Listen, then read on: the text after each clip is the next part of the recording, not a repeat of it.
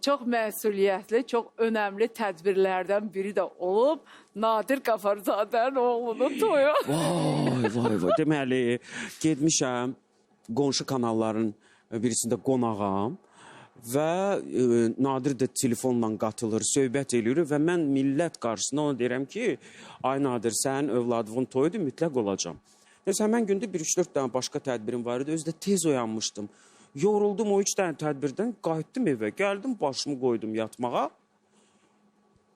Yuxuya getdim, bir də dik atıldım ki, yuxuda Nadir mənə deyir ki, sən nəyə yatmısan, sən mənim oğlumun toyunda olmalısın. Allahıma and olsun. Yuxuma girmişdi Nadir. Durdum, dərhal Azərə yığdım ki, Azər, Nadir'in oğlunun toyu büyün idi, hə?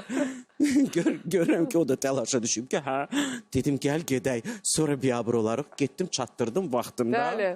Nadir yuxusuna girib ki, hardasa dur, dur Dur, gəl. gəl oğlumun toyudur, doğrudan yuxuma Allah girdi. xoşbəxt bəxtəvər eləsin balası.